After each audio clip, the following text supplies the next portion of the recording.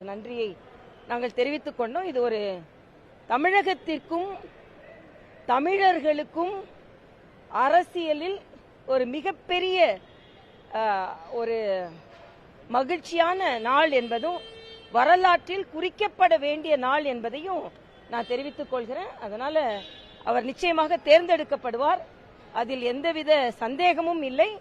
அதனால் நெடுநாளைக்கு பிறகு அப்படிப்பட்ட ஒரு உயர் பதவிக்கு தமிழருக்கு ஒரு வாய்ப்பு கிடைத்திருக்கிறது.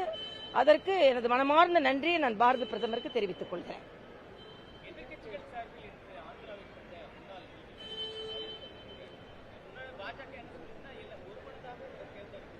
இல்ல, அதுதான். ஏன்னா முதல்ல மரியாதைக்குரிய அண்ணன் சிபிஆர் அவர்களுக்கு வாக்குகளில் குறையில்லை, அறுதி பெரும்பான்மையாக வருவதற்கான அதிகமாகவே வாக்குகள் இருக்கிறது. ஆனால் ஏன் மரியாதைக்குரிய ராஜ்நாத் சிங் அவர்கள் எல்லா தலைவர்களையும் கூப்பிட்டு பேசுகிறார்கள் என்றால், ஒரு அரசியல் நிமித்தமாக நாகரீகமாக எல்லாரும், ஏன்னா என்றால் இது துணை குடியரசுத் தலைவர், குடியரசு துணைத் தலைவர் என்பது ஒரு முக்கியமான நடுநிலையான ஒரு பதவி. அதனால் எல்லோரும் இதில் பங்கெடுத்துக் கொள்ள வேண்டும் என்று அவர் எல்லோரையும் தொலைபேசியில் தொடர்பு கொள்கிறார். எதிர்க்கட்சியை சார்ந்தவர்கள், எதிர்கூட்டணியை சார்ந்தவர்கள் ஒரு வேட்பாளரை நிறுத்துவது அவர்களின் ஜனநாயக உரிமை. ஆனால் இதில் திராவிட முன்னேற்ற கழகத்தின் பங்கைத்தான் நாங்கள் கேள்வி கேட்கிறோம்.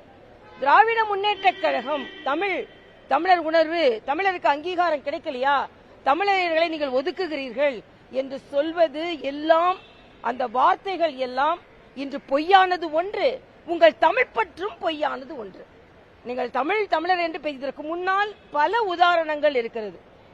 ஏற்கனவே மரியாதைக்குரிய அப்துல் கலாம் அவர்கள் பச்சை தமிழர், ஒரு விஞ்ஞானி. இன்னைக்கு அண்ணனை கூட RSS நீங்க சொல்றீங்க. RSS என்பது ஒரு பேரியக்கம். என்னை போன்றவர்களும் பாஜக இணைவதற்கு காரணமே RSS தொண்டுதான்.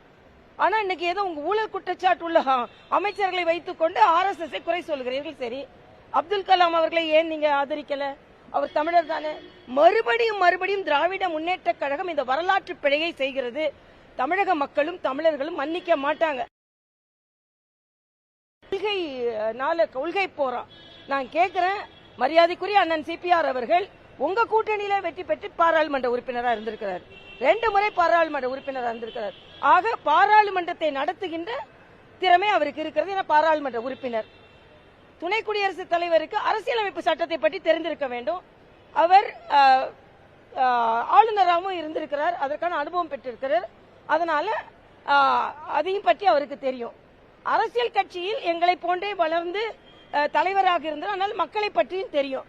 ஆக இவ்வளவு காம்பினேஷன் கொண்ட ஒரு குடியரசு துணைத் தலைவர் வேட்பாளர் எப்படி மிகவும் அதை மரியாதைக்குரிய மோடி அவர்கள் எல்லாம் அடையாளம் கண்டிருக்கிறார்களே, ஏன் திமுக அதை அடையாளம் காண மறுக்கிறது? மறுபடியும் இன்றில் இருந்து திராவிட முன்னேற்ற கழகம் தமிழ் பற்று, தமிழர் உரிமை என்று எல்லாம் பேசுவது நாக்கிற்காகவும் வாக்கிற்காகவே தவிர மக்களுக்காக இல்ல, தமிழ் உணர்வுக்காக இல்லை என்பதை அப்பட்டமாக திமுக இன்று அதை நிரூபித்திருக்கிறது. நான் கேட்கிறேன், இன்னைக்கு எல்லா லீடர்ஸையும் வர வைக்கிறீங்கல்ல, இல்ல ஒரு தகுதியான நபரை நிறுத்தி இருக்கிறார்கள், தலைவரை நிறுத்தி இருக்கிறார்கள். ஆக நாம கூட்டணியில வேட்பாளர் போட்டாலும் நம்ம வெற்றி பெற போகுது இல்ல. அதனால உங்களுக்கு இன்ஃபுளுயன்ஸ் பண்ற திறமை இருக்கு.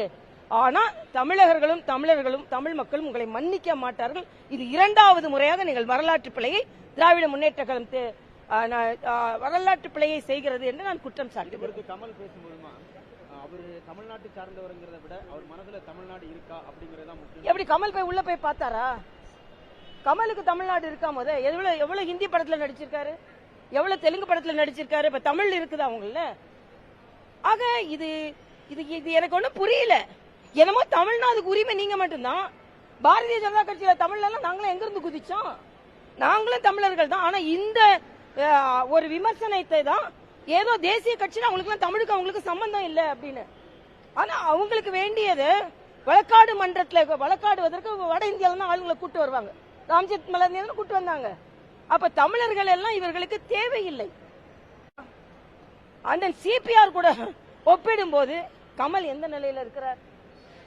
ஆக அவரு ஒரு 40 ஆண்டு கால அரசியல் அனுபவம். நீங்களாம் நடிச்சுக்கிட்டு இருக்கும் போது அவர் அரசியல்ல நடந்து கொண்டிருந்தார். 1900 கிலோமீட்டர் நடந்து கொண்டிருந்தார் அவரு. நீங்க நடிச்சுக்கிட்டு இருந்தீங்க. இன்னைக்கு திடீர்னு நீங்க உதிச்சோட நீங்க தலைவர்கள் ஆயிட்டீங்க. கமல்லாம் சொல்றதுலாம் பதிலே சொல்லக்கூடாதுங்க. தமிழரா இல்லையான்னு குறியீடு செய்வதற்கு கமலுக்கு உரிமை இல்ல. அண்ணன் சிபிஆர் அவர்கள் பச்சை தமிழர்.